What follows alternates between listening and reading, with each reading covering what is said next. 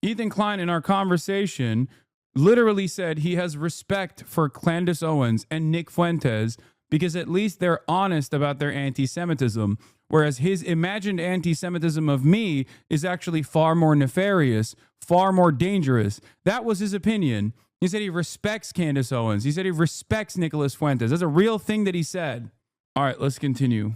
It's me, Noah, long time no see. Today I'm going to talk about being sued, or being threatened with a lawsuit at least. I haven't actually been sued yet. Ethan Klein and Mutahar from Some Ordinary Gamers have said that they plan on suing me for defamation. They're doing this in response to a video I posted in March called The YouTubers Who Backed a Genocide. I brought up these legal threats in another video of mine, but they decided to escalate things by paying a lawyer to write a cease and desist, which they sent to me in late March, and in it they ordered me to retract my video within 3 weeks or get my little ass sued. Ethan Klein went on to read the cease and desist on his live stream and repeat this threat over and over again on subsequent episodes. He started his second video by saying, Ethan's threatened to sue me. It's not a threat. I'm going to sue you. Oh. Wait. I'm literally going to sue you for defamation. Uh-oh. Noah said in his second video, Ethan's threatening to sue me. Have fun with that, I guess. He said, well, I'm about to have fun with it. And unfortunately, I don't think you're going to be having much fun with it. He didn't respond to my video by his own admission. He just read what his lawyer wrote for him and then said that his full response would happen in court. I know he wants me to respond to every point in his video, which I will do in a much more formal setting. Oh, what do you mean by that? And I can't wait for you. You know, you can do your cute little videos and all that kinds of business on your YouTube channel. But when it comes to, you know, I'd love to see you reason out in a court document about how I and Mutahar support genocide. I really look forward to that. Despite all of the threats from these guys, as I said at the outset, I haven't been sued yet. It's been over 3 weeks since the retraction deadline, and as you may see on my channel, the video is still up. Here's a clip of the last time Ethan even mentioned it, which was over 2 weeks ago. Noah Samsen, he has missed his deadline. Actually, Mutahar is in the chat. What did he say? Did you see that Noah's apparently moving out? Yeah, he's sorry, no video, been moving, etc. Video coming soon. It's amazing how nobody wants to respond to me. Everybody goes cold feet. If you're going to level an attack against me, the least you could do is respond. God, I love this, man. Why won't you play with me? Why does no one want to play with me? Come on. Ever since the retraction deadline passed, the ball has been in Ethan's court. Not responding to a cease and desist is a response on its own, right? According to these people, I'm still actively defaming them because my video is still public, so it's on them to do something about it. But again, aside from some beautiful bills, my mailbox remains empty. If you're wondering where I've been, there's a few reasons I haven't really been able to post much. I've had some personal things going on. I recently moved. I also got doxxed by a certain community of fans of a certain podcast, which I'll talk about in another video. But one of the things that I've been dealing with is preparing for the possibility of being sued. This was all new to me. I've never been sued and I've never sued anybody. So I had to spend some time and money learning about defamation law and talking to lawyers and free speech organizations. One thing I was definitely advised was to not post for a little while because,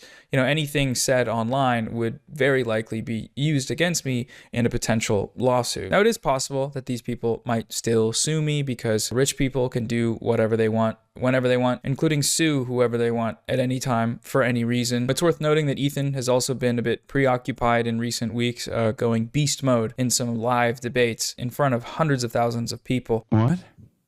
What? You don't know what I'm talking about? What is? What? Yeah, it was on the list. You're lying. Yeah. I got a free Rolex hat from a friend of mine. I still wear it every now and then. Yeah, and you're oh wow, who knew? All right, listen, it's 5 o'clock. Like I said, I have a family to go to. I have 3 kids and a wife, and I know that you have a fucking cool ass race car bed to sleep in, and I hope you enjoy that. Okay, man. Thank you. Have a good one. And dealing with another very real defamation lawsuit that he's currently losing to a former billionaire, which is a thing that's actually happening right now. He could be on the hook for a lot of money, which is crazy. So maybe he's just busy and going to get around to it eventually. Personally, though, I don't think they're going to follow through with these threats for a few reasons, but the biggest one is just that they don't have a case. I think it's pretty clear that this cease and desist was sent to me with one goal, which was intimidation. It was an attempt to silence my criticism of these creators' genocide, apologia, and participation in baseless smear campaigns against pro-Palestine creators and movements. All he has to do to avoid getting sued is apologize for everything he said and did, admit he was either lying or ignorant, and erase the video, and also disgrace, and just accept the disgrace that is basically lying about two people being pro-genocide, which is one of the most twisted, fucked up things you can accuse someone of. This sort of thing often works because most people just don't have the resources to deal with a lawsuit. In my case, I don't have the resources either, but what I do have is you, an audience of people that have been very vocally supportive of the potential for contributing to a legal fund. I'll be honest though, I would prefer it if they didn't sue me. Not because I think they have a case, nor because I don't think we can raise the money. It's just that I don't feel comfortable fundraising for legal fees right now, given the many better places that money could go, like aid for the people being subjected to this ongoing genocide. Seeing as they haven't sued me yet, that's what we're gonna do. That's what this video is for. It's a fundraising video. I started a fundraiser for UNRWA, the United Nations Relief and Works Agency. The donation link is in the description. I'll also be hosting a fundraising live stream with some special guests and some gaming and hanging out and other things of the sort, which will start on Saturday, May 17th at 2 p.m. Pacific time and probably go for a few days. I don't usually stream, but I'm thinking of playing some games, maybe set up an air mattress and do a sleeping stream. I've seen that before. It looks fun. I've set the goal at $200,000 because that's what I was actually quoted as being a safe amount to fundraise in order to be able to afford a potential prolonged legal battle against Ethan and Mutahar, which is crazy, right? That's a lot of money, but I was also thinking we could show them that that's a figure we can achieve if we need to, and instead of it going to a lawyer for some bullshit YouTuber lawsuit, it would go to Gaza. If these guys actually do decide to sue me though, in terms of the actual lawsuit, again, I'm not too worried. I told the truth and said what I believed, and I'm prepared to defend it in court should it make it that far. If that does happen, I'll just do another fundraiser, I guess, and then we can donate whatever we don't use once the case gets dropped. It could be a little or it could be a lot. That all depends on how long these guys want to drag this out. As Norm Finkelstein says, they're afraid of the truth. If they believe they are right, let the argument speak for itself. If they cannot counter, they resort to silencing. Yes, that is why, look, defending a genocide is virtually impossible because from birth, you learn that that is wrong. Okay. And ironically, the major incident that people point to say genocide is wrong is the fucking Holocaust. So once that baked into the collective consciousness of every single person, it's going to be really hard to now turn around and be like, yeah, genocide is bad, but this one is good. And that's precisely the reason why people that want to defend Israel and Israel's genocide will have to turn around and say, yeah, okay, well, you're just anti-Semitic. You should stop talking. You should stop talking. You should not be allowed to have a platform to speak out against this atrocity, which I think is not an atrocity, but it's actually good, and more of it should happen. Or I guess in Ethan's case, he says it is a genocide, but you should shut the fuck up about it and only talk about how my feelings are being hurt in the process. I'm the biggest victim here.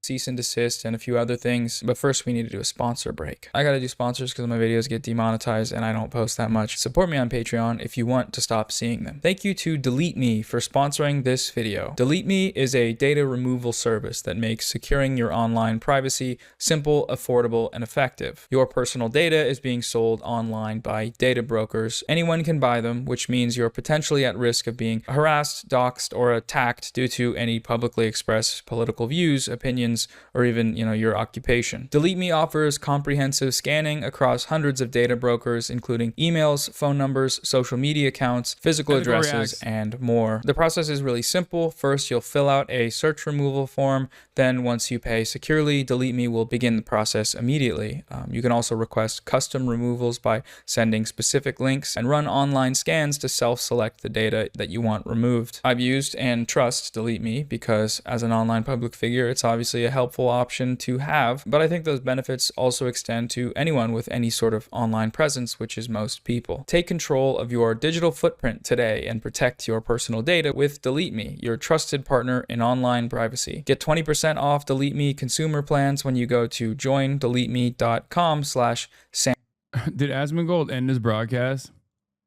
That defamation case. It really seems like none of the people that are supporting or promoting this lawsuit have any clue what defamation actually is. So I want to go over that very briefly. I guess it's a genocide, but not sure. I assume you don't even know what an apartheid is, right?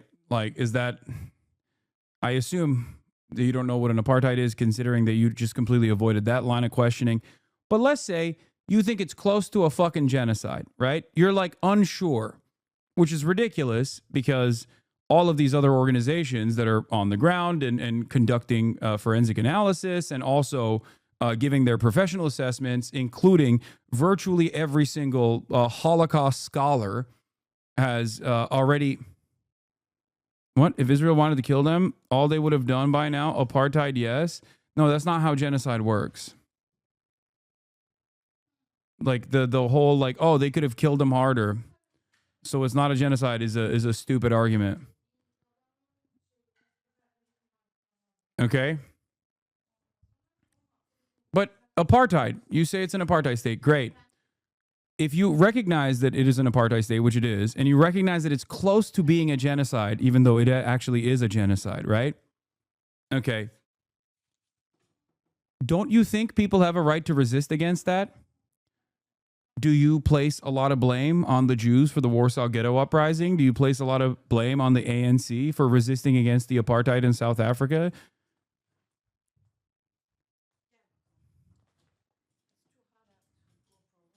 Those were, fairly comparable circumstances. So you'll be with Noah this Saturday. Did I not understand wrong? Yeah, no, I said I'm gonna go on. I'm going to go on Noah's broadcast.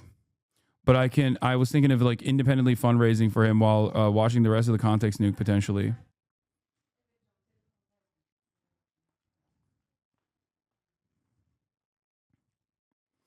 I guess Hamas is way more justified than the Houthis. Wait, what? No. What do you mean? Okay, it's cool that you are at least reasonable.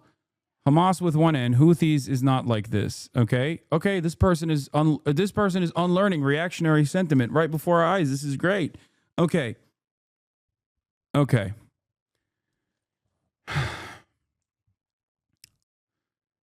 During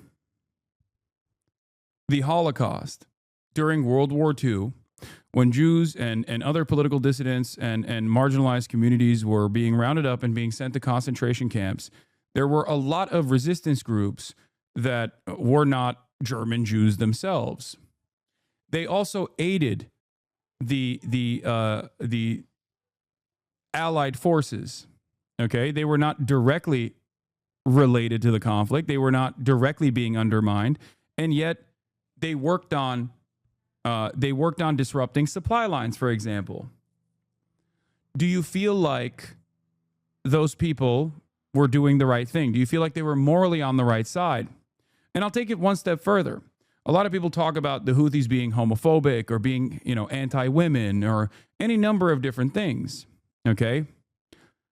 The United States of America had de facto and also legalized segregation at the point of World War II.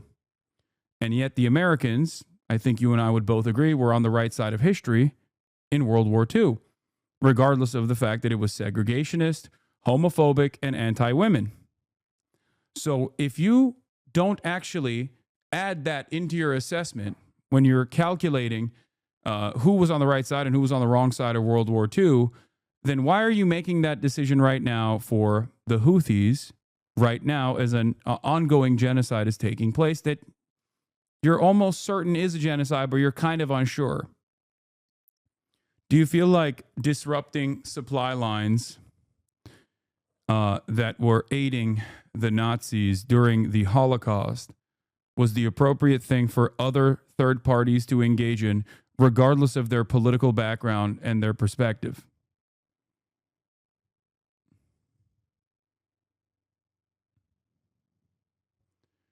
Do you understand why it doesn't make sense? My big problems with these groups is holding civilians captive. I can never apologize that. Yes, they have released those civilian sailors since then. Is it okay now? Because once again, you have to calculate the greater harm that is being conducted while making this assessment of people that are resisting against said greater harm. Okay? Especially considering that the number of hostages, look, you're not understanding my point. Okay? If the Norwegian resistance held train conductors captive in the process of overtaking trains that were aiding and abetting the Nazi supply chain, some of those supplies going to German nationals, civilians, as a matter of fact, would you hold that against the Norwegian resistance during World War II? Would you say they were in the wrong? I guess Israel's the bigger evil, but that's not how I roll. Bad is bad. Okay. Someone comes up to you and your entire family. They have a gun. Okay. They shoot your mother directly in the head after breaking and entering into your home. Your neighbor hears the gunfire, comes over, and actually slaps the person that shot your mother in the head with a gun while he was in the process of actually coming to fucking shoot you in the head. Do you actually tell the guy who slapped the person who's about to shoot you in the head, stop, wrong is wrong? Do you feel like these two things are just kind of neutral and totally comparable? Like, these are wrong is wrong, slapping someone is wrong.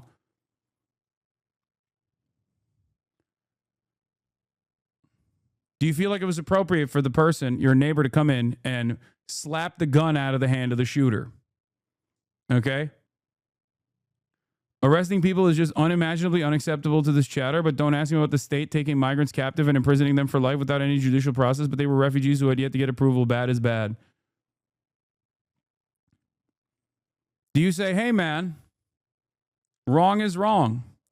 And if you want to say, okay, well, the fucking people that were, the Filipino people that were on the boat had nothing to do with Israel. They were working for an Israeli company, and in the process, they were held captive for over a year. Let's say someone actually saw the gunman shoot your parent, okay, and was like, oh, I love when people do mass shootings. Let me go give this person more ammunition, and your neighbor apprehended them in that point. Do you feel like it was appropriate for your neighbor to apprehend the person that was bringing bullets to your gunman? Or would you simply say, wrong is wrong, sir? No, you have to ask within your 80 IQ analogies. Yeah, what do you want me to do? I'm talking to someone who's fucking 70 IQ.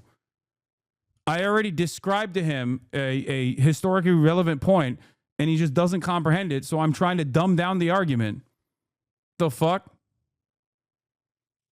What do you say to someone who says bad is bad when talking about other militant groups that are morally on the right side against a nation state that is currently conducting a fucking genocide? What do you want me to say to that person?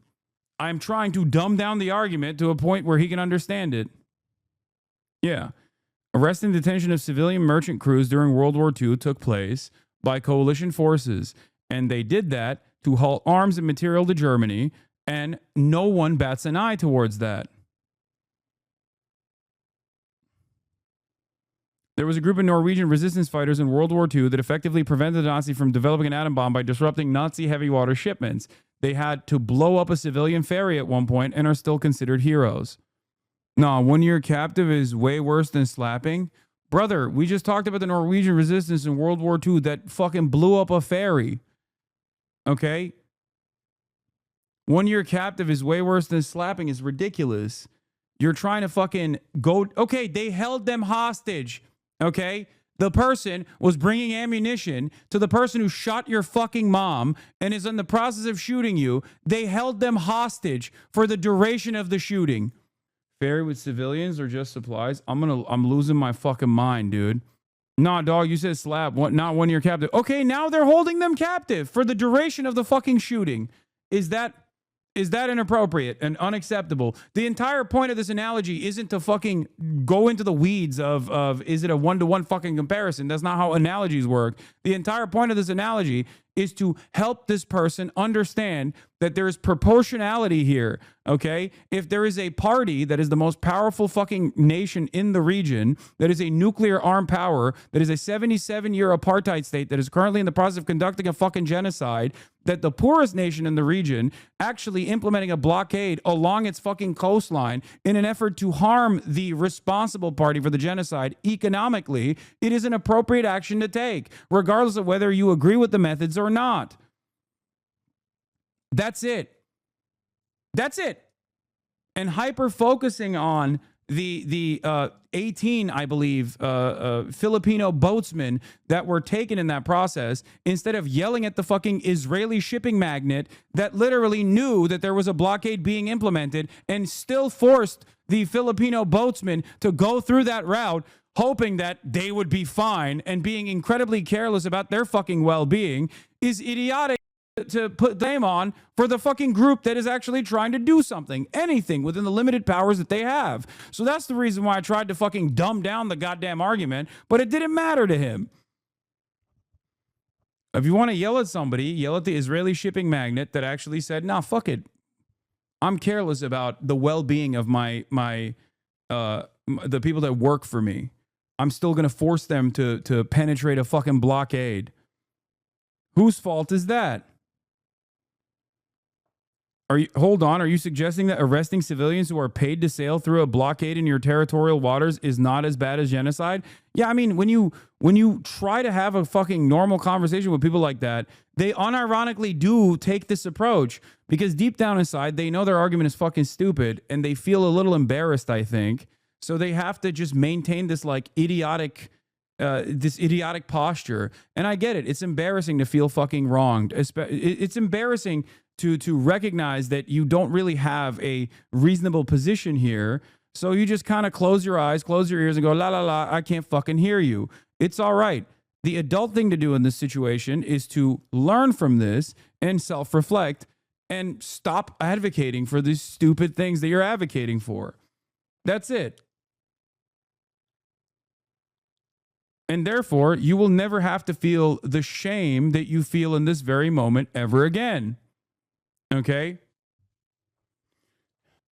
Somebody a supporter of a genocide is a very different thing than saying somebody's career is cooked or saying that somebody fell off or making a video about an internet drama. One of them is a real legitimate thing where people are bad.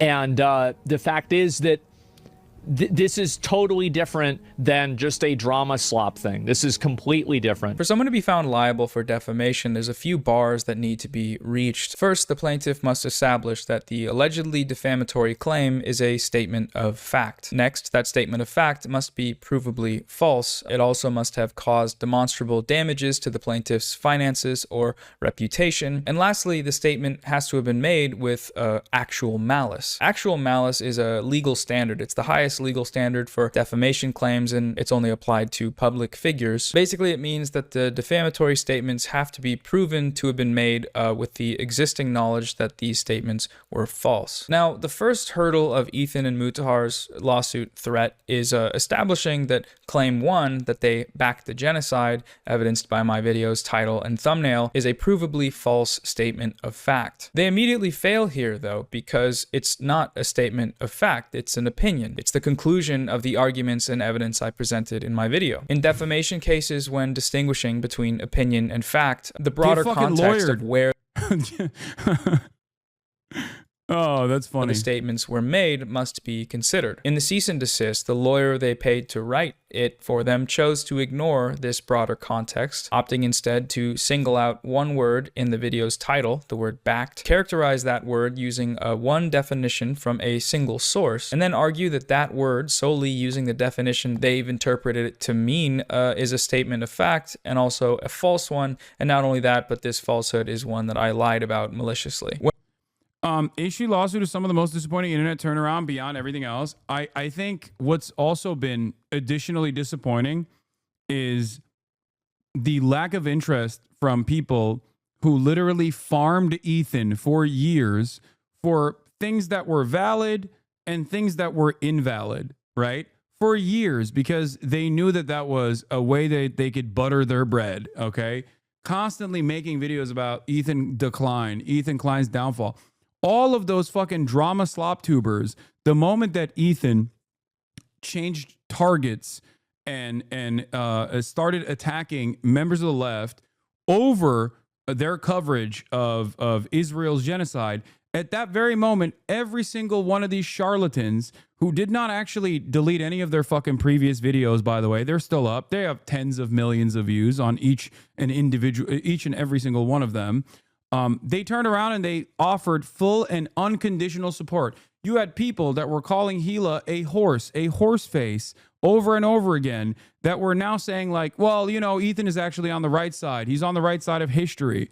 And none of them looked at the situation where Ethan was behaving in a way that was not only unstable, but also completely repulsive and indefensible, doing things that they normally would have loved if he was actually fucking directing this angst or animosity towards, like, I don't know, Keemstar or whatever.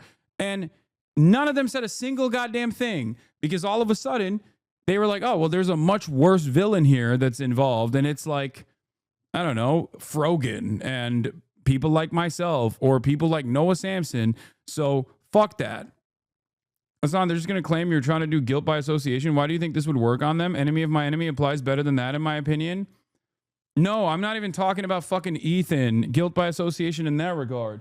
Even though they 100% would not apply that same standard if I were to fucking drop my own personal moral convictions and find myself completely aligned with the Nicholas Fuenteses and the Candace Owenses and the Myron Gaineses of the fucking world, because like they say that they're pro-Palestine, they say that they're anti-Israel. There's a reason why I don't do that. And the reason for why is because they're fucking anti-Semitic.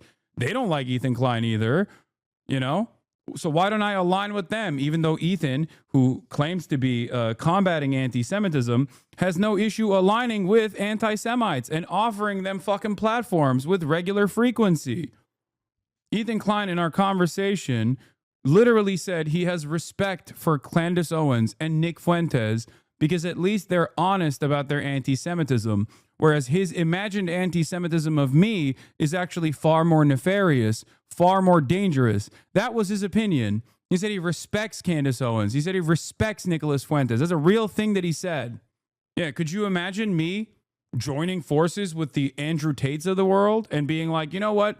Let's let bygones be bygones. Sure, you fucking Heil Hitler with regular frequency, but you also claim to be pro-Palestine. Attack Ethan Klein for me, please, Andrew Tate. Imagine if I did that. I would get a lot of fucking clout off of that. I would get a lot of play off of that. All of the people that normally despise me on that side of the fucking internet would turn around and go, you know what? Hasan is actually based. He's finally sticking it to a Jewish content creator. Okay? That's what they would say. I get a lot more fucking motion off of that shit. The reason why I don't do that is because that's insane. That's an insane thing to do because those people are anti-Semitic. Also, in the process of me doing so, I'm sure there would be a lot of parasocial fans that would remain, but plenty of people would understandably and for very valid reasons leave this fucking community. And then all of those numbers would get replenished by an army of psychopathic Andrew Tate fans who are deeply fucking anti-Semitic. But the problem is, I don't want a community like that, no matter how large the numbers might look like, no matter how much fake solidarity I would get, fake support I would get from people like that.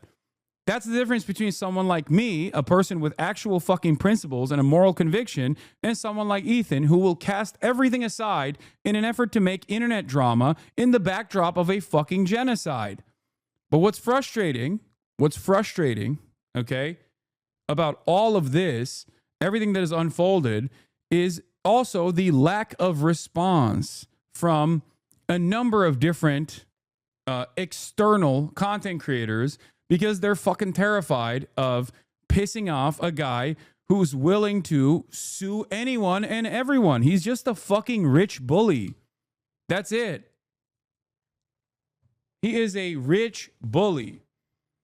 And he's willing to use that muscle, use that money to try and silence anyone who correctly calls him out for doing shit. He's making the internet a worse place, which is so crazy because his most pivotal, his signature achievement was to make the internet a better place by becoming a legal precedent setting, by creating a new legal precedent for fair use. And now all of that litigation, it doesn't even fucking matter. Now he's trying to reverse those decisions. Legal battles of this sort is literally getting in the fucking dirt, getting in the pigsty to wrestle with pigs. I don't want to surround myself with shit by doing so. Okay? I think it's bitch made. That's the entire basis for this video that Noah Samsen is putting together. He's already coming across as repulsive to his own fan base, the ones that remain that just want the fucking goofs and gaffs, because he's using his community as a vehicle for stalking and mass harassment. And the remaining foot soldiers that are there just for the goofs and gaffs, which I guess like genocide wasn't enough for them to fucking pull the ripcord, are now annoyed at the unlimited amount of fuck Hasan posts on his subreddit where they're like, can we just stop? Can we just stop with the fucking Hasan posts? It's just ridiculous. Like, it's too much. Can we just get back to the goofs and fucking gaffs, please? You are not seeing the POV of a rich, smarmy moron collapsing due to legal loss narrative. It's a fantasy because he'd be fine in the end, but that's the imagination. Exactly. It would be a fucking long, convoluted, drawn out, and incredibly costly endeavor going band for band with a dude who has tens of millions of fucking dollars while I'm in the process of trying to fucking, conduct my regular affairs and keep doing news, whereas his content thrives when he's in fucking legal battles like this. This is what he does. This is his entire content. Okay? And at the end of the day, he would probably incur some legal penalties, depending on what angle I take in my approach for defamation, but it would not be worthwhile at all. I want to keep fucking covering shit that matters. And yes, I will entertain drama every now and then. I will entertain goofs and gaffs every now and then. I will have IRL streams in the process. But obviously, it's not fun for me. I don't enjoy this kind of back and forth. Yeah, I don't think people understand. Someone with that level of wealth can keep this going endlessly, okay? Think about it this way. He is so wealthy that he is able to withstand a fucking defamation lawsuit from a billionaire. Okay? A billionaire that he has actively pursued and apparently defamed is currently in the process of suing him, and it's taken fucking years. And even though he probably is going to lose that lawsuit, it still doesn't matter. Think about all the time that it took to get to this point. Think about all the time that it took to get to this point and what he did in that process. It was a 4-year process. He made content out of it every fucking step of the way. Now that he's on the verge of losing it, he shut the fuck up about it. He doesn't talk about it at all because it's over. The content part is over. Do you think it would be appealing if I were to... Do you think it would be appealing if I were to change the trajectory of my political commentary career and become a fucking fat little piglet that only cares about fucking endless drama and endless litigation? I don't want to live in that world. I don't want to be that person. Okay? That's it. Especially because it would help him more than it would help me. It would hurt me in the process. It would hurt my goals.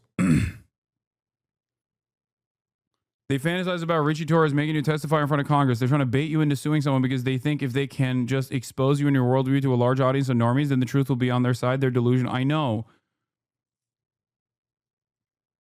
That's what's so fucking nuts about it, is that that's why they constantly find themselves at odds with the reality when they're like, why doesn't nobody fucking understand? Like, this guy is a bad guy. This guy is a fucking bad guy. But yeah, at the end of the day, this is exactly how slop tubers operate. Why do you cover this conflict if you don't give a shit about it? Because it's attached to the most viral YouTube drama in the last decade. Something I care about significantly more given my content.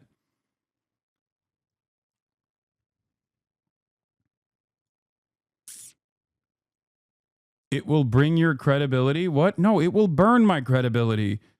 The very fact that I even entertain it as long as I have is already fucking probably doing reputational damage. There are plenty of fucking serious people who look at that back and forth that took place that was, 5 hours long and go, why the fuck did Hasan entertain this? There were definitely people, including that guy in the West Bank who was like, fuck both of these guys. Our people are dying and they're fucking having a back and forth drama conversation amidst a fucking ongoing blockade that is starving the Gazan population. And that person is correct. That person is correct. That person is not wrong. Are you kidding me? Imagine if that was my content every day. I'm sure plenty of fucking out of touch, annoying, bored, drama-obsessed Westerners would finally find themselves interested in this in ways that they never thought they would be, because that's all they care about. But this is precisely the reason why I don't also entertain the fucking toxic blood sport aspect of debate culture. Because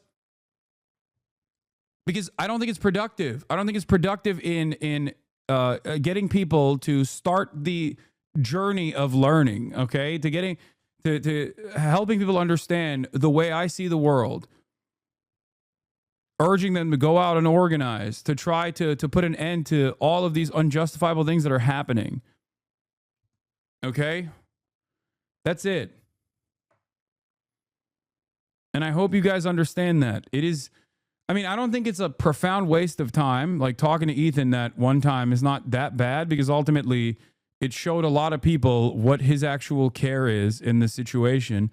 But the reality of the matter is, a lot of people are just like Ethan. They don't give a shit. They just care about the fucking drama aspect.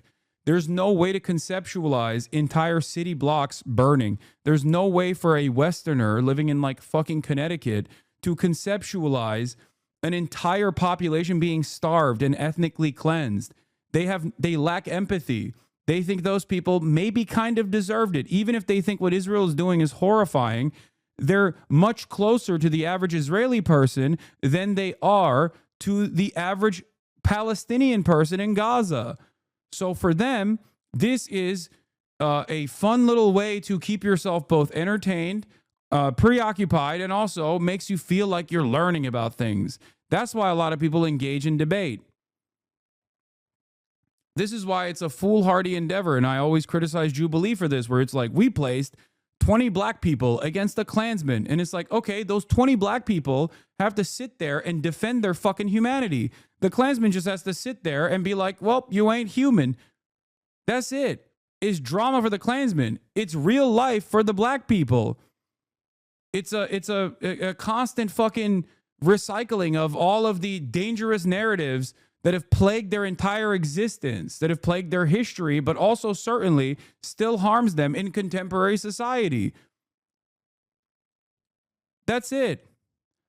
I try to offer a voice to people that don't have it in mainstream discourse. It's not just fucking drama for me. I care about these things. That's the reason why I do it. I don't do this because, fuck it, like this is going to get me endless amounts of clout, as some people cynically claim, because they're projecting. The only thing they care about is fucking clout. So they're like, Hasan must be doing this for clout. Or whenever people say, oh, Hasan is audience captured. I think post October 7, we proved that that wasn't the fucking case, considering a massive chunk of this community fucking fled in the aftermath. And also on top of that, you know, I incurred a lot of financial penalties in the process, none of which matters, of course. I'm not saying I'm a fucking victim here. I am not. I am far from a victim. I'm an immensely privileged person, and I'm still trying to use that privilege, regardless of what happens, to try and communicate the position of people that are being slaughtered, okay?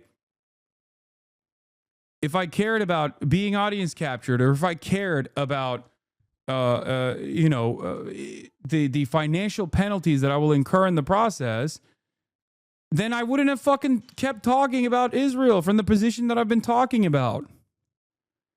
That's it. That's it. The way I see it is that I have everything in the world. I am one of the top 1 million most fortunate people on the fucking planet. And my tax dollars are going directly to the funding of murdering Palestinian children every single fucking day. This is constantly on the top of my mind. And I know there are other Americans who also feel this way. And I want everyone in America to understand this so that we can keep pressuring the government to put an end to this, okay? And if I don't do that, then I'm a horrible person. If I don't do this, if I don't talk about these things, if I simply angle it from the perspective of drama all the fucking time, then I'm a incredibly selfish individual. That's the way I see it. And I hope others can understand my position on this. That's it. When evaluating defamation claims, headlines are not typically treated as statements of fact when the articles themselves explain how this conclusion was reached. That's what my video was for. It was an hour long. I know for a fact that Ethan accused me of defaming him before he'd even watched it, based on the title and the thumbnail alone. If I had to guess, I would say that the decision to threaten a lawsuit came from this knee-jerk reaction to my video's title and thumbnail, and that knee-jerk reaction was never re-examined because it didn't need to be. Ethan has money and time and no one in his life that is willing to challenge him on something like this, especially not his lawyer who he is paying. So whatever he thinks and says is truth. So how do they go about trying to prove this claim of defamation? Well, it's pretty interesting. They actually go with the no, I didn't defense. They essentially claim, we couldn't have possibly supported a genocide because elsewhere we have said that we don't. We said that genocide is bad, so we are exempt from any criticism for any other things we may have said that do actually support a genocide. For this point, one of the quotes that they cite is Mutahar saying, "I'm not afraid to say that genocide is wrong." Wow, how brave of you, Mutahar. Aside from that being just false, Mutahar stayed silent on Gaza throughout the entirety of the genocide until it was time to join his friends on a Hassan bad smear campaign. If that's not fear, I don't know what you'd call it other than, I guess, cowardice. But even if it were true, it wouldn't matter. Pointing to examples of lip service doesn't just cancel out other things you've said. Like if someone says that they killed someone and then later says that they didn't, it's not defamation to talk about the first statement without quoting the latter. I didn't think that defense would end up being used by an actual lawyer, but it did, and that's hilarious. Their lawyer is aware of that too, of how unserious this is, as evidenced by his total lack of citations for any case law in this section. This whole claim, the one that's supposed to be the most prominent one, is just blank, and that's because there is no legal precedent for the no I didn't defense. They're just completely going off vibes. The rest of the cease and desist is just sort of funny to read. A lot of it is them saying, "Your Honor, he clip chimped me." Your Honor, he literally didn't even watch the video. They spend like 3 pages attempting to debunk a Bad Empanada video essay because I cited it, which is just sort of awesome. It's been said plenty of times already, by Bad Empanada included, but you can't litigate a historical argument in civil court. That's not what civil court is for, and that's not what defamation is. There's one part in the letter where, in an attempt to evidence my malicious intent, their lawyer cites the disparity in the view counts of my videos, accusing me of the legal violation of clout farming. This statement demonstrates that you intended to not just have third parties spread defamatory statements about Ethan, but profit from those defamatory statements. You proved this point yourself when your video entitled Manufacturing Consent for Genocide failed to receive many views, particularly in comparison to the first defamatory video. You made the second defamatory video to further profit from your defamatory statements about Ethan. Your Honor, Noah fell off and tried to climb back to relevance by putting my client's name in his mouth. I encourage people to make videos about Ethan because I think the things he's saying are harmful. I think I'm gonna be honest. I think his lawyer is cooking him a little bit. Like, his lawyer is like, this is my cash cow. Like, it's gotta be, right? Like, it's kind of crazy that he operates in the same like weirdo space that Ethan does, and he's a whole ass lawyer.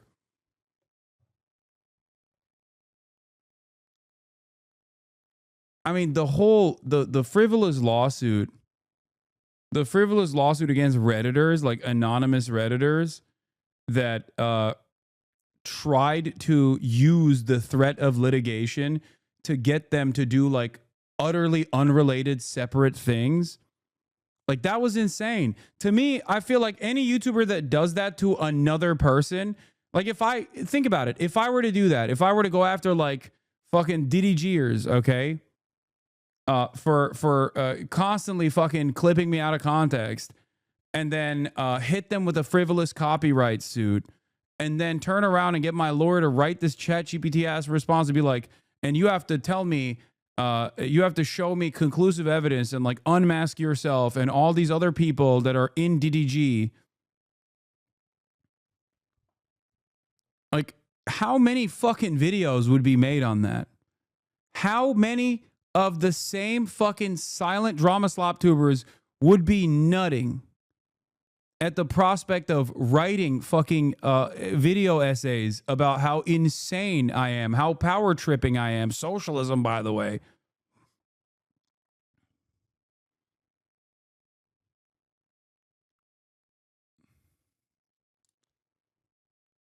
Holy fuck. Moist Critical would probably fucking join in on that at that point. Yeah, they'd be calling me a pussy. Yeah, this was shocking to me, honestly. Like, it was shocking that his like actual not disbarred lawyer was willing to entertain such a ridiculous lawsuit, basically like legal extortion, okay? Using litigation to extort people, while also dude, I can't understand how no one has talked about this. Like, it actually does shock me a little bit, because like my expectation isn't that like the New York Times is going to write about this, you know what I mean? Because like Ethan doesn't get why fucking all of these like major mainstream press and all these other outlets like don't watch the Context Nuke and then develop their opinions about someone like myself off of that. That's stupid. That's not my expectation. But this in and of itself is drama slop tuber heaven here, okay? You got a massive, formerly beloved figure on an extended fucking crash out that is literally doing the most insane thing possible, and not a peep from the drama slop tuber world, because they are entirely fucking captured by Keemstar's orbit. They are so goddamn right-wing. The only reason why they don't talk about this is because Ethan is currently fighting against a much larger demon for them, someone like myself, someone who they just don't agree with in terms of like their political worldview.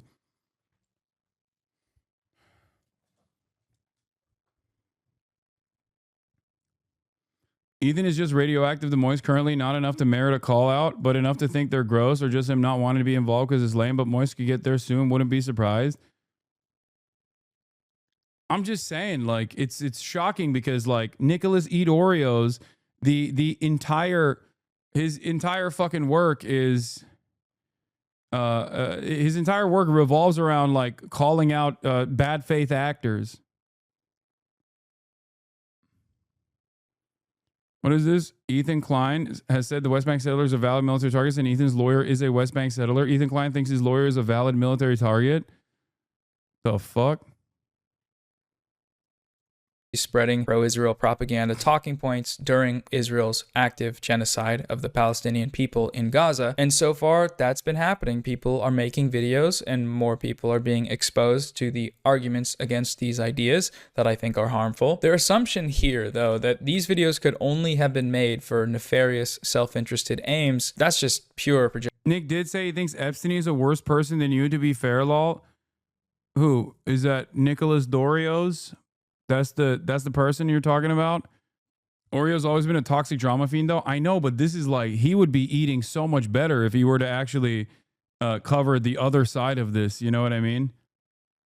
Of course, he's not going to, because here's the reality, okay? A lot of these guys operate with very simple opinions in mind. If you're nice to me, I will defend you.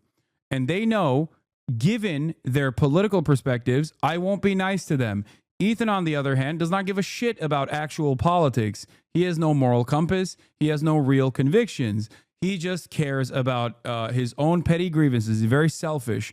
And because he's very fucking selfish, he will literally align with everyone. These guys are quid pro quo. You think if I fucking told Keemstar tomorrow, if I DM'd him and I was like, hey man, listen, let's let bygones be bygones, like, I think there is bigger fish to fry out here. You think they wouldn't fucking turn around and defend me? Maybe eventually, maybe initially they might use that as an opportunity to shit on me a little bit. But if I just kept fucking hyping him up, he 100% would turn around and defend me as well. These guys don't actually care about anything.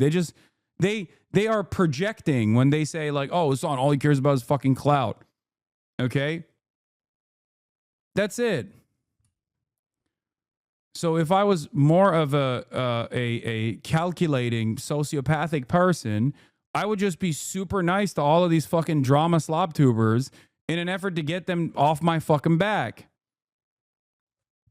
They're super transactional people overall. Like, they don't care about politics one way or another. Yeah, sure, they have like right-wing tendencies, but they don't give a fuck about that much. They care about drama. They're drama mercenaries for the most part.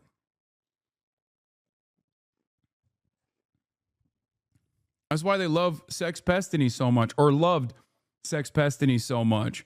Part of the reason why they loved him is because Sex Pestany will, on the one hand, fucking turn around and be like, I hate Donald Trump. Donald Trump supporters should be all shot, or whatever the fuck he says, right?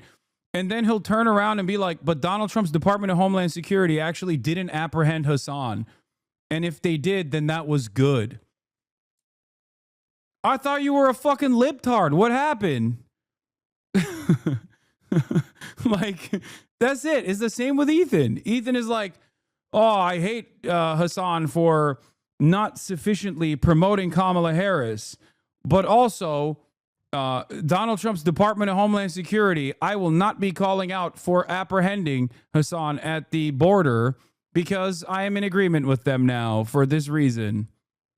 Projection, I think. For these guys, everything is about views and internet fame. You know, everyone is cynical and self-interested, and no one actually believes the things that they say insofar as those beliefs are able to get eyes on their content. There's no way you could be criticizing someone based on any sort of genuine political motive. No, you must just be wanting to jump in on the dog pile, to cash in and grow an audience of snarkers that are there not because they're against genocidal propaganda, but simply because they don't like you. For no reason. Even when you're being a perfect little angel. They literally put fucking command centers under hospitals. There was more Jews displaced than Palestinians during the Nakba. 900,000 Jews were forced to choice, but because they were forced out. The vast majority went to fucking Arabs.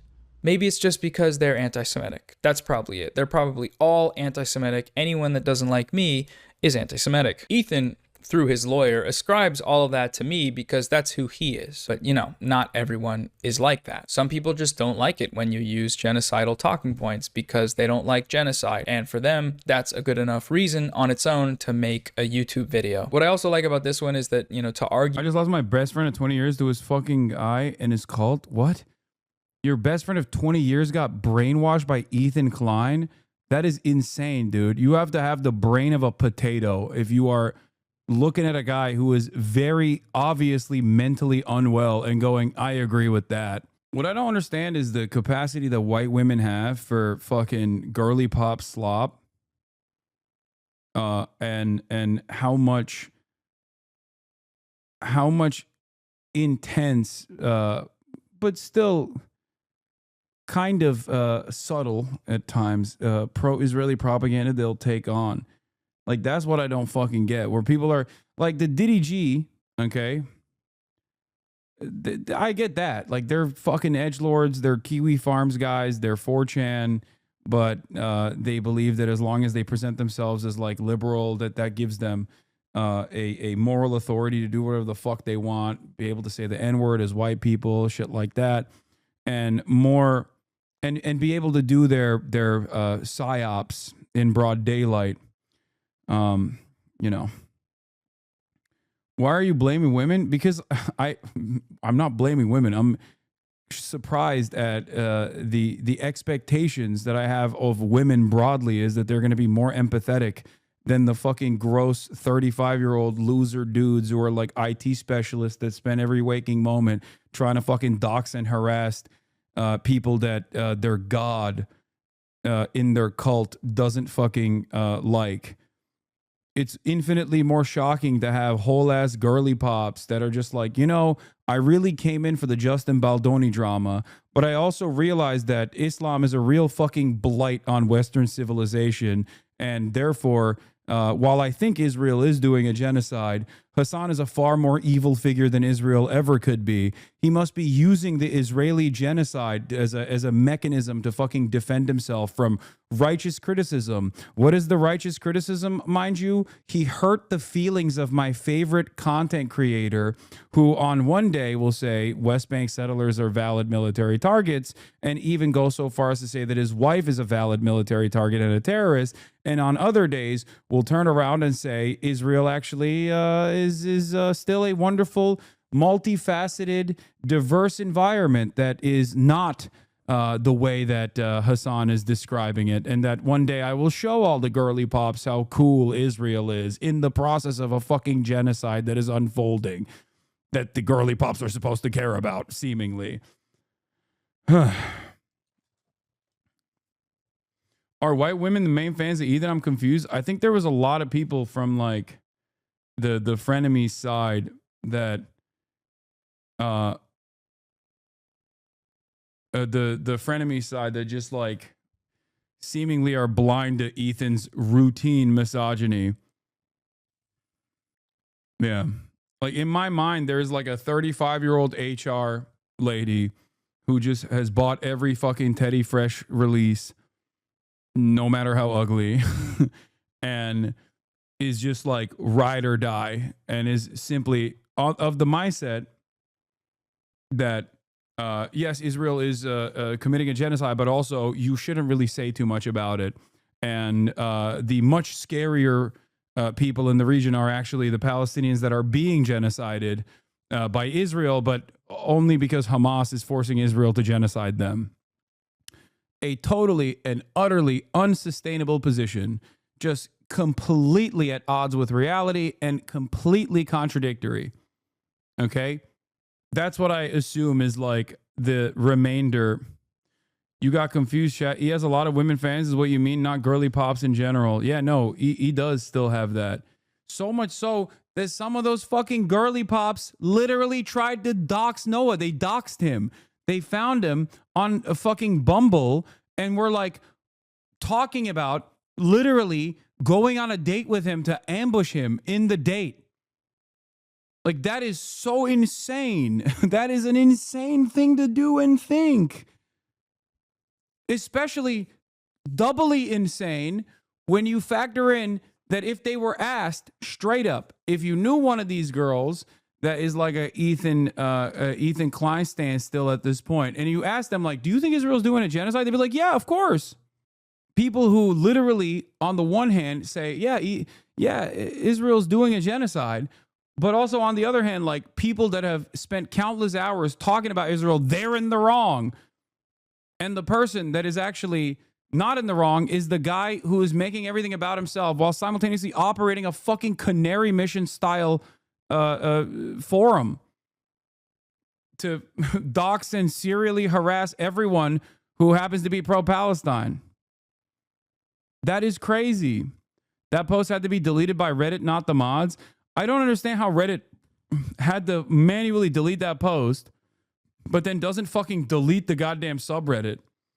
Unironically, if Reddit deleted Ethan Klein's subreddit, he would literally be at peace. He would probably have, he would most likely be in a better mental state because he's constantly going in there and getting fucking tuned up by maniacs.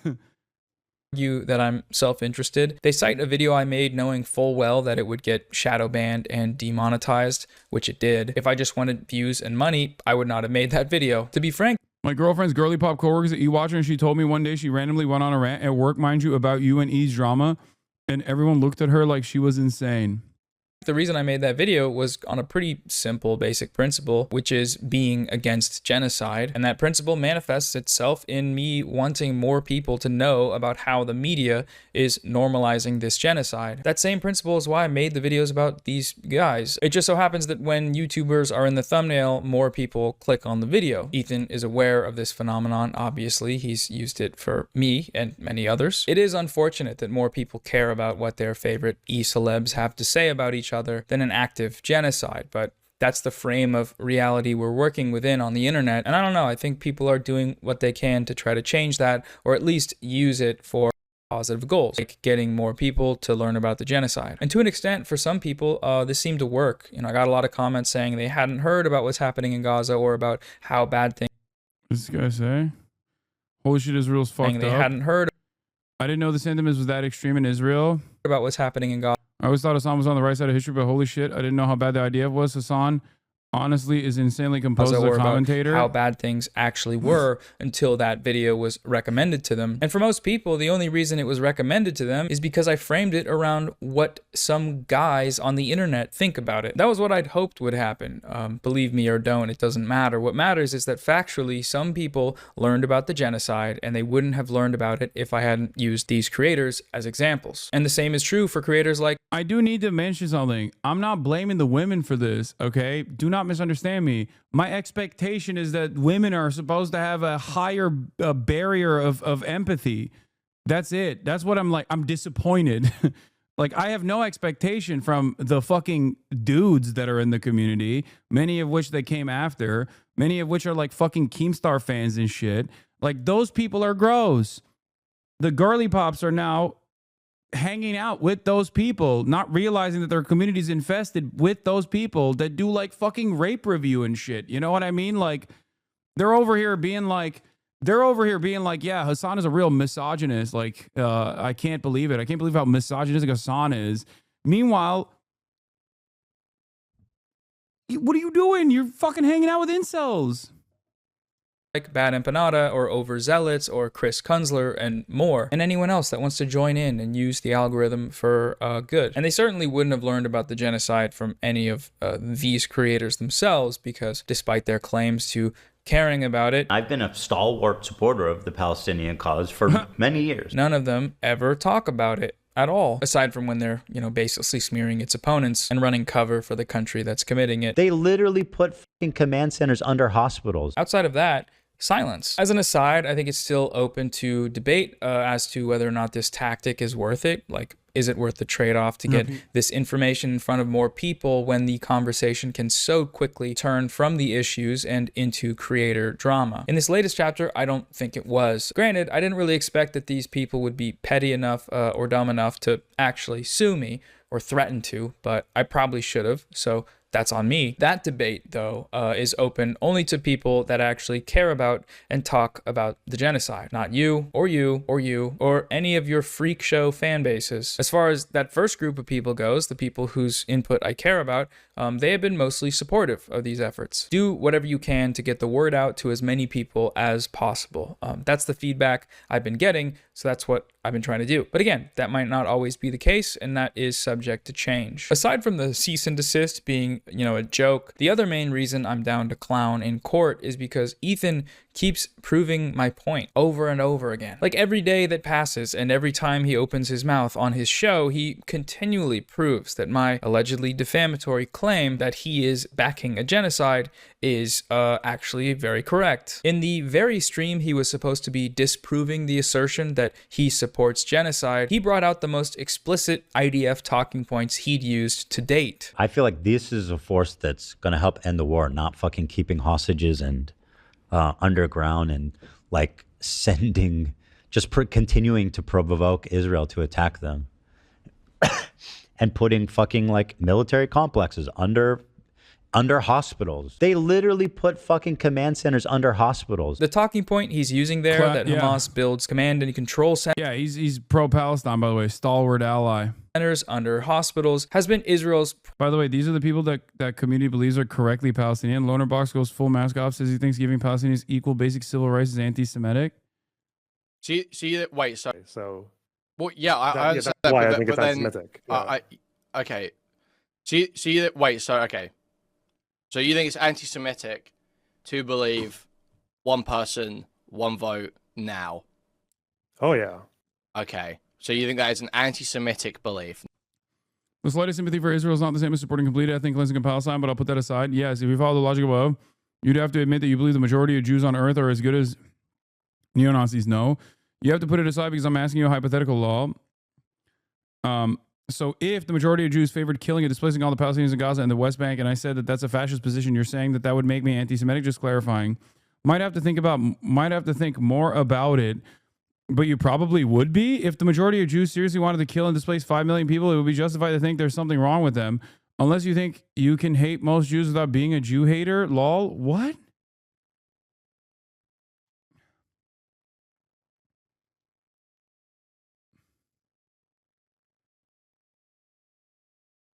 That is, god damn.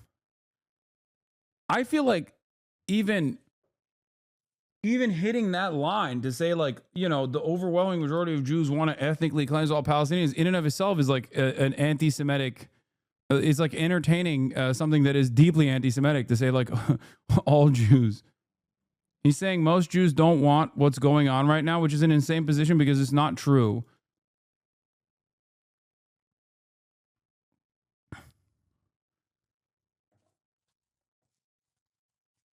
Yeah, like if we're talking about the Jewish population of Israel, there's plenty of polling to suggest that like they either don't care about what's going on or want it to continue or want it to escalate, as a matter of fact. Like, that's not controversial to say. It's just an accurate reflection of facts. Not just anti-Semitic in practice, but anti-Semitic in motivation. I don't think it has to be in motivation. Mostly people have no fucking idea. But you think because that would lead to the death of Jews in Israel, that's anti-Semitic? Yeah. Okay, dude. Yeah, listen, that is unironically, weirdly enough, that in and of itself is a Jewish exceptionalism. It's a Jewish supremacist thought. Like, that's like Kahana's thought, I think. Maybe not to that degree, but close to it. Like, the fuck? If Jews and these filthy Arabs were all living under the banner of democracy, then, this would be anti-Semitic because they would kill all the Jews is insane. It's an insane thought to have. Primary justification for the systematic. That's Kuiman. He is Jewish. Destruction of Gaza's healthcare infrastructure for over 19 months now. That talking point is a justification for one of the key elements of Israel's approach to genocide. It's genocidal propaganda. There's no other way to put it. He is sharing genocidal propaganda to millions of people. A few episodes later, Ethan and his wife Hila downplayed Israel's mass-targeted assassinations of journalists by claiming that the IDF doesn't do that. It's not like Israel that is worried. Look, it's not like Israel's going to do a precision strike on Hassan. They don't fucking. But it is dangerous. What Lonerbox is really doing is advanced apologia. He's erasing the very idea, not that genocide is happening, that it could be happening, unless you people doing it were worthy of race-wide dehumanization and justified racially motivated hatred, and there's no way that could be the reality, and therefore they couldn't be doing genocide. Only works on libs, though. Yeah, no, it's saying that like, if like there's no way that like all like the overwhelming majority of the Israeli population, specifically the Jewish Israeli population, would be on board with a genocide, because there's special exceptional people that would never be on board with a genocide, and therefore there's no genocide, right? Like that's what his argument is. Am I misunderstanding it? Lonerbox defended Baruch Goldstein, the mass murderer who killed worshippers in the Cave of the Patriarchs massacre. That's okay. That's insane. I saw the thing that I retweeted of him not defending Baruch Goldstein, but like talking to the guy who is a Kahanist who was defending Baruch Goldstein, which in and of itself is psychotic.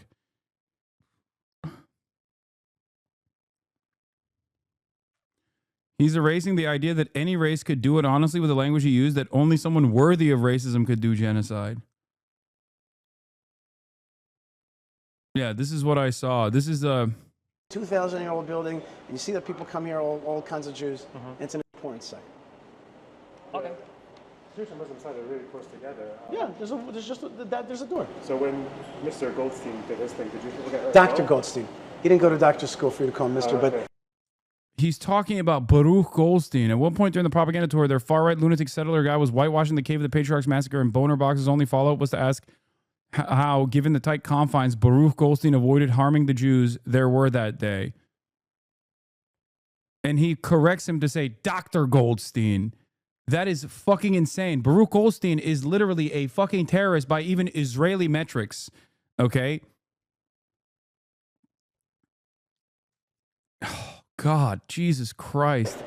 he was, you have to understand what the situation there was, and I'm in no way am I justifying his act. We completely abhor that act and have no justification for it. That being said, to understand the milieu of what was happening there, there was tremendous terrorism. He was a known doctor who had treated Arabs and Jews, and was a really kind of famous doctor around here. But there was a lot of terrorism. A lot of his friends died in his hands, and the army told him that on Purim of that year, there's going to be a massacre, get more beds ready, and he snapped or whatever happened there, and he shot up these Muslim worshippers, and after that they separated this building so that Jews and Muslims would not kind of have friction. No, it wasn't Netanyahu that had a picture of him up in his house. It was Itamar Ben-Gvir. And I think this guy is an aide to Itamar Ben-Gvir. Between them. Okay, and we also have a deal, as I said to you, 10 days a year they take full control, 10 days a year we get full control of the building. I was asking because if he was using grenades, would Jewish people not got hurt as well? He was not using grenades. He came early in the morning, and at the very early prayer, he was using his gun. But I just want to tell you something about that, which is the Goldstein incident is regrettable. Bro, this is literally, like, this is equivalent to, like, talking to a ISIS guy, describe how they slaughtered, like, the Yazidi population or something. You know what I mean? Like how they fucking, it was regrettable, but, you know, this ISIS doctor beheaded people, and, you know, it's because he fucking snapped. And what was he supposed to do? Like, what he's talking about is a fucking mass murder. It's like Dylan Roof, yeah. No, exactly like Dylan Roof. It is literally like a white nationalist talking about Dylan Roof and being like, he was a wonderful boy. No, it's your Dylan Roof is a perfect comparison.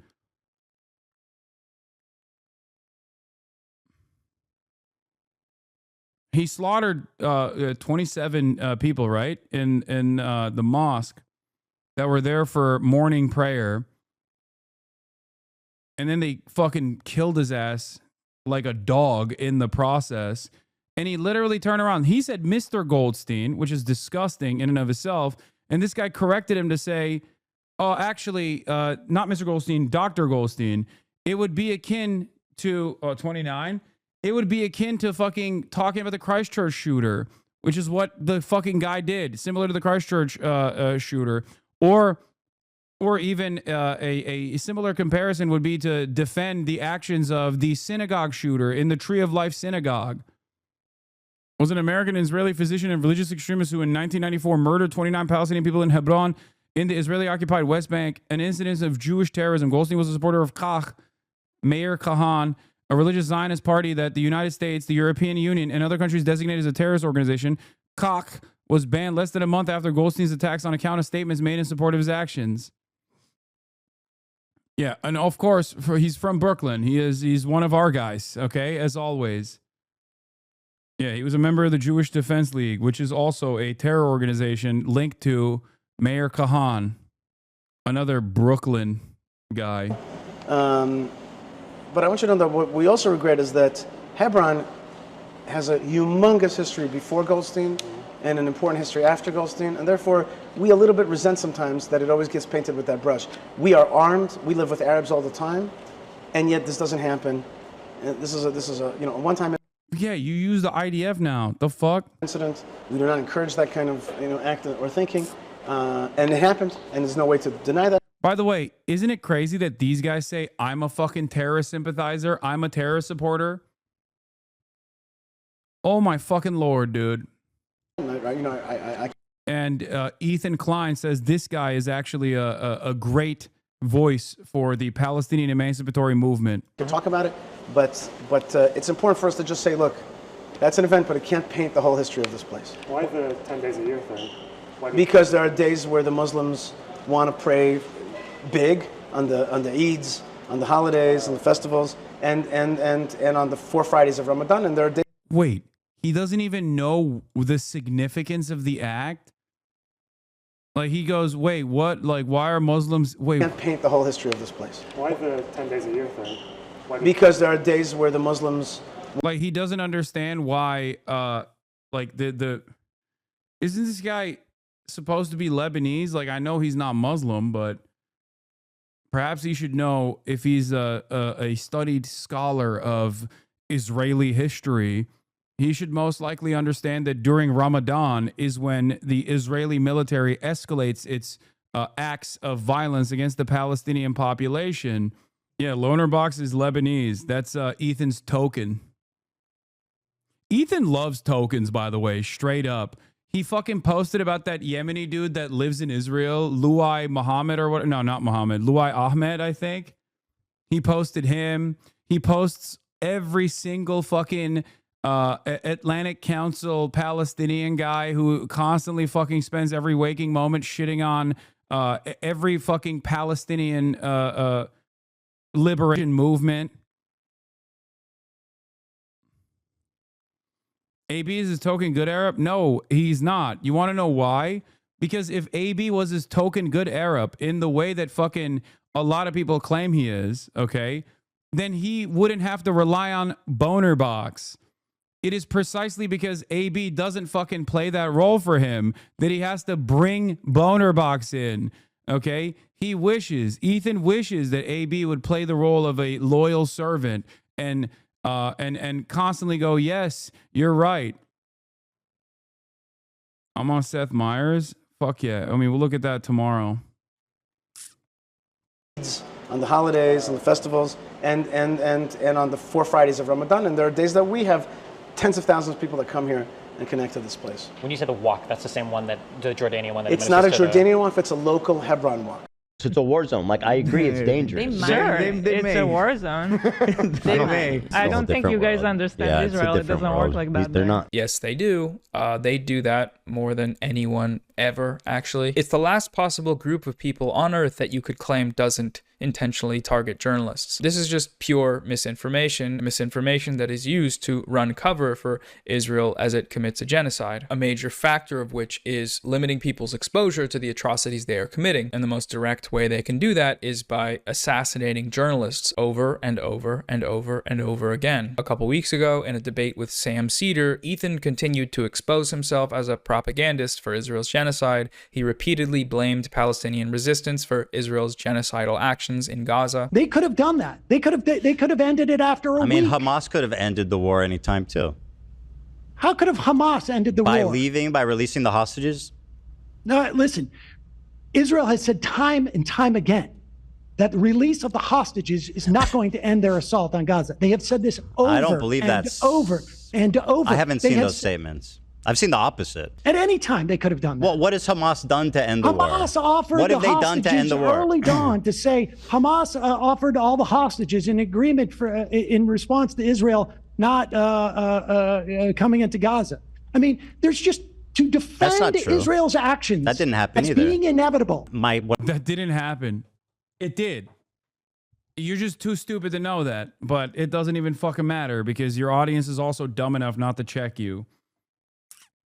What I'm getting to is Hamas, I think they knew that this was the reaction that would happen. By this logic, there is nothing Israel could do that can't be blamed on Hamas, which is a genocidal logic because they're committing genocide and doing exactly what he is doing here. As always, nothing justifies October 7, but everything Israel does is justified because of October 7. Blaming Hamas. This is the logic employed by the IDF and the Israeli state and its propagandists, and this sort of thing is what makes Ethan one of them. In this debate, Ethan also repeatedly conflates anti-Zionism with anti-Semitism, which Sam Seder deconstructs pretty effectively, in my opinion. This will never happen, but in a totally just world, regardless of your background, any kind of fucking Zionist tendency should be treated in the same way as being a fucking rabid neo-Nazi, and you shouldn't even let someone be the fucking local dog catcher as Felix was posting if they've ever exhibited any sort of positive feelings about the state of Israel. I'm so serious about this. Now, to me, that seems like extremely dangerous, dehumanizing language. Why? That's what's so crazy, because he just like lets it sit there and then he'll be like, because it's anti-Semitic. Why? About what could arguably be 70% of the Jewish diaspora, and certainly probably people you know in your family. You go in and you're making this about anti-Semitism by doing this hopscotch about a poll that people had positive feelings that Jewish people do, and then therefore he is anti-Semitic. And honestly, that type of conflation, I think, is so dangerous and so disingenuous. I have had a guy who went to my bar mitzvah, my sister's bar mitzvah, my kid's bar mitzvah, sat at Passover with me 3 or 4 times, call my father and ask him if I'm anti-Semitic. That is just an example, an illustration of conflating what he's clearly talking about Zionism. Was it hyperbole to say any time in life, whatever? The fact of the matter is this conflation is dangerous for Jews. It is a fig leaf and a way of weaponizing anti-Semitism that has enabled Donald Trump to do the shit he's doing, that has enabled the slaughter of... Initially, Ethan thought conflating Sam was talking about was you. Yeah, probably. Thousands upon thousands of children and women and men, for that matter. It is not keeping Israelis safe. And this type of conflation, Ethan, is what I find far more irresponsible, frankly, than the idea that he said positive any time. Not only is this another textbook defense used by the genocidal state of Israel, but what he's saying here is also anti-Semitic. He's using this poll to speak for all Jews. Now, to me, that seems like extremely dangerous, dehumanizing language about what could arguably be 70% of the Jewish diaspora. Lots of Jewish people think this thing, therefore criticizing that thing is anti-Semitic. Hey, man. No, it's not. The criticism is... Yeah, also, that's fucking insane. Like, one, you're just shitting on so many Jews in diaspora by associating them with, like, having... associating them with having, like, not conflicting opinions on Israel at all, but, like, having a pro-Israel position, especially during this fucking genocide, okay? Like, but it doesn't matter. Like, Jews are not fucking magical people, dude. What the fuck do you mean? Like, well, oh, my bad, dude. I guess I can't criticize. I guess I can't criticize people who believe in this ethno-religious supremacist ideology that is currently responsible for exterminating the Palestinian population in its entirety because, you know, you claim that the majority of Jews agree with it. I don't care if the majority of Jews agree with it. What, you think I'm going to fucking stop criticizing it because the majority of Jews agree with it? Who gives a fuck? That makes no sense. Like, that's such a stupid position. One, it's a weird own goal here to just be like, you know, all of the Jews love this shit, okay, which is not the case. And secondly, even if they did, what difference does that fucking make? Yeah. For Ethan, if 60% of white people wanted slavery, I'd be racist for not wanting slavery. Yeah. Jesus Christ. It's not about their Jewishness, it's about Israel. The only one here making it about their Jewishness is you. In the same conversation, Ethan blamed Palestinians for Israel's mass killing of peaceful Palestinian protesters with sniper fire during the Great March of Return in 2018. They were marching in the Great March of Return week after week after week. Sam, was there Hamas activity at the Great March? Sinwar was marching. Sinwar was marching with them. Were people attacking the border wall? During the Great March of Return, the first dozens of these things before the snipers? No, they weren't. So there were the people for peace. There was Hamas activity. They were attacking the fence. They were like trying to cross the border. They were but not militants. Militants were trying to cross. Bro, first of all, that's not true. And secondly, God, I wish he had a conversation similar to this one with me in the same way that he had with Sam Cedar, because it's like Sam was much nicer to him, and I'm gonna be 100% like, I think I know a lot more about Hasbara and these sorts of specific talking points than most other people do. Oh God, I would have fucking slammed him on this, but of course he didn't. You know, he didn't engage in this at all with me, unfortunately.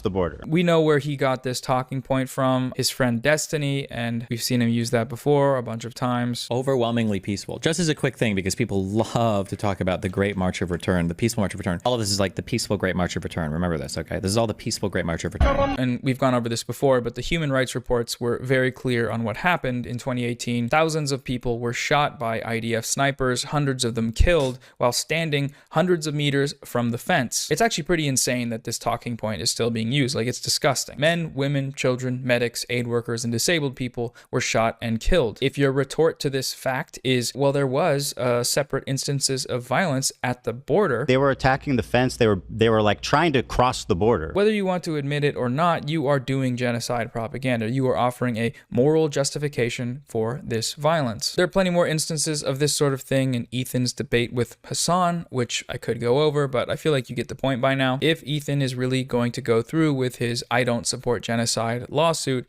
he should probably stop using talking points that support genocide. These guys know that what they're doing here is wrong. In his announcement tweet a couple months back, Mutahar said, Destiny didn't know about the March of Return till you brought it up once in like early 2024.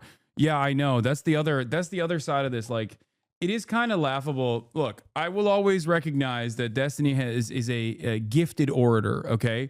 And because he's a gifted orator, and also endlessly confident for no real reason, he actually can make people believe him on a lot of these issues that he is completely unknowledgeable on. Like, he just doesn't know what the fuck he's talking about, and he can try and dance around.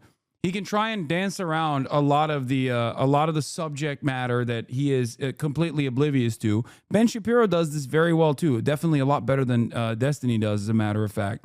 So, the reality is, he will just learn new things in the process of like being at odds with someone like myself, specifically to find counter narratives, specifically to find counterpoints, and then he'll use the process of that debate to educate himself just on those talking points alone. But of course, when he reaches someone like Norm Finkelstein, who is just as stubborn as he is, if not more stubborn, and infinitely more knowledgeable on these issues than he is, he looks like a fucking moron. I never want to financially harm or bring a lawsuit to a creator. I think ironically enough, he had me fooled when I first started the self-educating journey until I found you, Law. Ironically enough, if Destiny wasn't just purely reactionary to whatever position I take, he literally, if he was like pro-Palestine and like a big advocate for Palestinian causes, one, I wouldn't even talk about him, okay? I wouldn't talk about him at all still to this day. And two, he probably would have been a beloved, celebrated figure. But instead, because he operates on whatever position I take, he has to take the opposite because he thinks like I'm an unpopular figure in his fucking mind, in his hug box, because he's like surrounded by other sex criminals and fucking weirdos, that he took this like insane position out of pure spite on an issue that he had actually directly opposed in the past when we were fucking friends with one another. It's embarrassing to admit, but he literally took the position just because I was pro-Palestine, and then had to double, triple, quadruple down and just never stopped. Never fucking stopped. Extraordinary confidence is all you need to gaslight an army of leeches into believing every word you vomit forth like D does so often. I also do think I also do think that like people want someone that looks like themselves or behaves like themselves.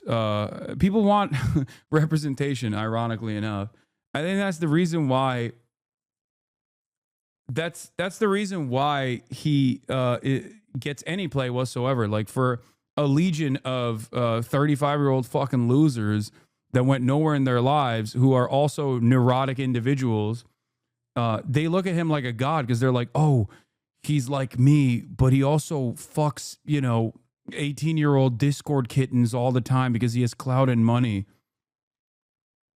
And it's the same for like Asmongold in some ways too. He's like, wow, this guy fucking lives in filth. Based, he's a real one.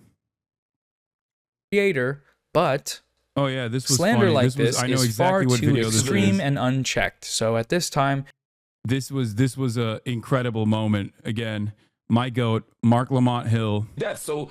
To be clear, all Israel has to do is give adequate forewarning. That's the only obligation they have under international law, is to give adequate forewarning and then to do a proportionality calculation. What's adequate? What would adequate warning be in a hospital where people are unconscious, or like at a Shifa where there are premature babies, in a hospital where there are elderly people, and in a machine where there are people who are tied to machines? What would adequate warning be? I mean, that's going to vary from situation to situation, but I'm saying in this specific situation. I mean, in this specific situation, I mean, has Israel like full on bombed a hospital? I don't think they have. What? El Shifa. Oh, that's the one from like 3 months ago, right? Yeah. Let me make a note of that.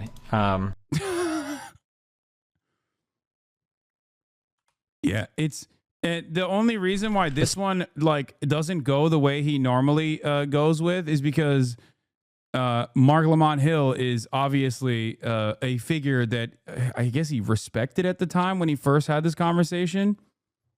So instead of immediately starting to yell, which is what he normally does when he's caught in a fucking stupid moment, because he has to keep maintaining this presence that he's like the knowledgeable party, that he's controlling the conversation. When that was that moment of self-reflection, like he was like, oh, I guess, I'll take note of this. Blah, blah, blah, blah, blah. I never want to do this thing that I know is wrong and predatory, but I'm going to do it anyway because I have no principles and you hurt my feelings. Defamation is not saying extreme things. That's not what defamation is, and it shouldn't take thousands of dollars and months, potentially years of our time to get these guys to understand that. It might, though, because they're rich, which is amazing. It's a beautiful system that we have, but I hope it doesn't. And then recall what Ethan said 8 years ago when he spoke about his experience of being sued by a more wealthy YouTuber. It's unbelievable. It's criminal. The American justice system is just, it's how can you defend yourself? Like, you guys gave us $150,000 to fight this lawsuit. It's not enough. It's not even enough. And I'm just wondering, if we didn't have the backing and support of all you guys and the means to even throw $50,000 of our own money to defend this case, how would we ever stand up to this?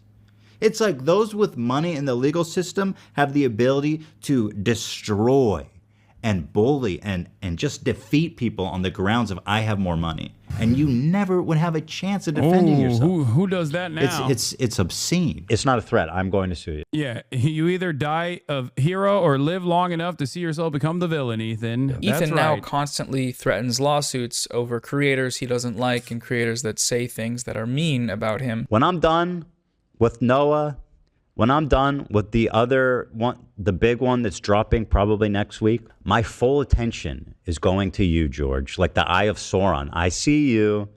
I see you out there, you fucking cockroach. You're full of shit, bro. You're not going to do shit. And I'll tell you who's going to do shit. Me.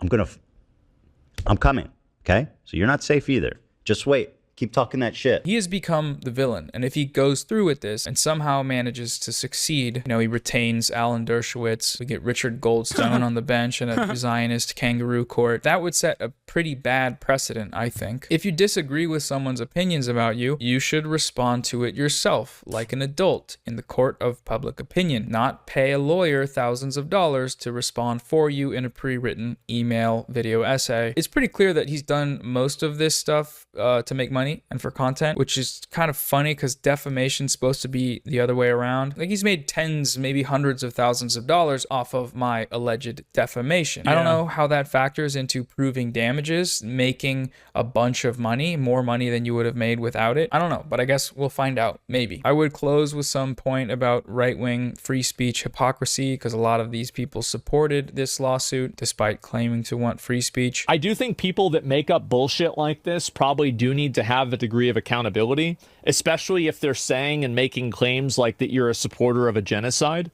I think this is a very extreme claim. I love when he's like so self-assured when he's like, yeah, based, yeah, I love free speech, yeah, that's why the wealthier YouTuber should definitely sue other YouTubers whenever he feels like he's wronged. Tie people up with frivolous lawsuits. Yeah. Asmongold, when it comes to video game titties getting smaller. Oh, this is a severe violation. Severe violation of First Amendment. Yeah. Claim to make. It's not like you just say this out of the blue, right? And because of that, I do think that there should be some degree of accountability for it. But it's not even worth it. This is the most predictable thing that has ever happened on Earth. The Zionist and right-wing lip service about free speech is not an actual principle. Of course it's not. It's a tool. Sometimes that tool is a shield to defend their right to be racist loudly online. I'm not going to cry a fucking river when people who have genocide that's baked into their laws are getting genocided. I don't give a fuck. They're terrible people. And sometimes it's a sword to attack people who criticize them for doing that. It's not a threat. I'm going to sue you. None of these people actually care about any of these issues. Their support for a cause is entirely dictated by whether or not they like the people that are supporting that cause, whether or not they have some sort of content creator-based relationship. But that also means we, myself included, need to stop treating it as if it's anything other than that, with the exception being using these morons to educate people. I think that's good. I think people should keep doing that. All right, Facts. so anyways, that's all I have to say about the lawsuit stuff. Ethan and Mutahar, if you are not suing me, that's great. I would prefer that, so I don't have to fundraise for legal fees during a genocide. If you are actually going to sue me, though, please just let me know. I'll fundraise again. You will probably lose the anti-slap motion and have to pay my legal fees, and we'll just be wasting a bunch of time and money, which in the grand scheme of things is not that big of a deal. I'll be fine, but that will be annoying. So let me know, please. Viewers, if you can, donate to the Gaza Aid fundraiser. I think we can raise a lot of money. I'll be going live starting Saturday, May 17th I'll be on this at 2 p.m. Pacific time and streaming for a few days and do some guests and other stuff. So stay tuned for the specifics about the times. And sorry for the slop. Sorry, this is a little messy. I'm getting back in the swing of things. It's been a while since I've even sat down to write anything. So coming soon will be more stuff that's actually good. So yeah, goodbye. I think there's a tremendous amount of freedom that you get when you are bottom of the barrel scum. You know what I mean? When you're like a disgusting person that lives in filth, because your fan base is already locked in on the brand that you've put out at that point. Like, there's nothing. I've thought about this before. Like, I think Asmongold could do anything. Like he could do criminal behavior. Not saying that he has, but he can engage in criminal acts. And I don't think his fans would turn around and go, oh yeah, that's not based actually, sir. This is a bridge too far.